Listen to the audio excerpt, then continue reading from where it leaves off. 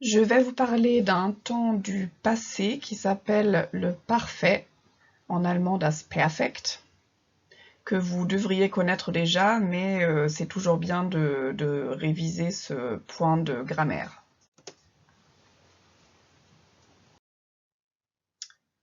C'est quoi le parfait et comment le construit-on?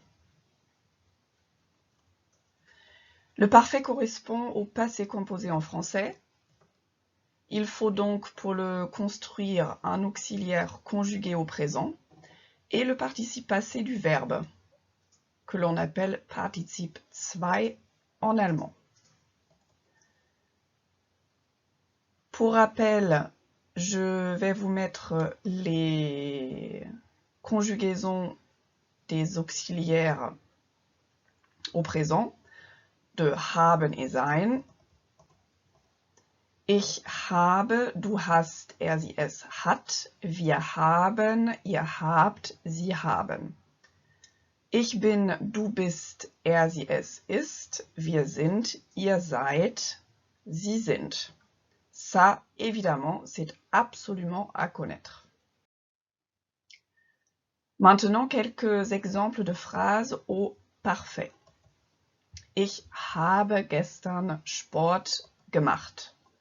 J'ai fait du sport hier. Meine Freunde und ich haben einen Film im Kino gesehen. Mes amis et moi avons vu un film au cinéma.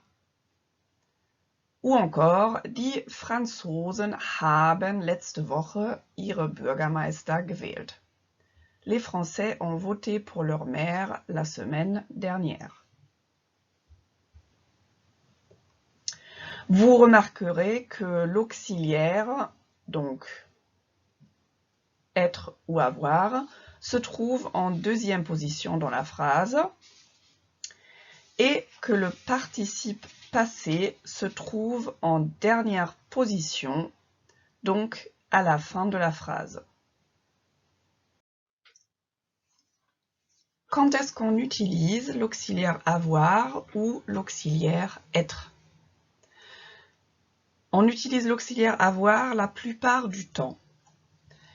Et l'auxiliaire être est utilisé pour les verbes de mouvement, comme par exemple fahren, gehen, kommen, et pour les verbes de changement d'état, comme par exemple einschlafen, qui veut dire s'endormir. Donc ça veut dire que vous êtes réveillé et vous vous endormez, c'est donc un changement d'état. Aufwachen, se réveiller, ou sterben, mourir.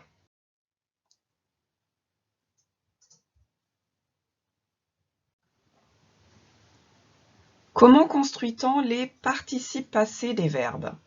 Pour les verbes faibles ou réguliers, il faut prendre le radical du verbe, ajouter ge au début et t à la fin du verbe.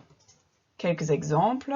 Machen devient gemacht. Leben, gelebt. Folgen, qui veut dire suivre, gefolgt. Malen, gemalt. Donc ça veut dire peindre ou dessiner. Et wählen, qui veut dire élire ou choisir, devient gewählt. Maintenant, comment est-ce qu'on construit les participes passés des verbes forts ou irréguliers? Je ne vais pas vous mentir, il y a beaucoup de formes irrégulières pour les verbes forts ou irréguliers. Il faut les apprendre au fur et à mesure que vous les croisez dans les textes. L'important dans un premier temps, c'est de reconnaître un participe passé quand vous en voyez un ou que vous en entendez un. Ne vous mettez pas à apprendre une liste de verbes irréguliers, je pense que ce serait trop décourageant. Maintenant, quelques exemples de formes irrégulières. Souvent, il faut prendre le verbe à l'infinitif et ajouter ge devant, comme par exemple kommen, gekommen, sehen, gesehen, schlafen, geschlafen, geben, gegeben, et laufen, qui veut dire courir, gelaufen.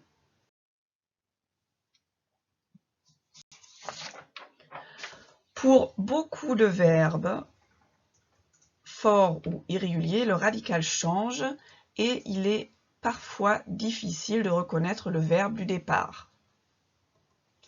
Comme par exemple dans bringen, qui veut dire apporter, qui devient gebracht.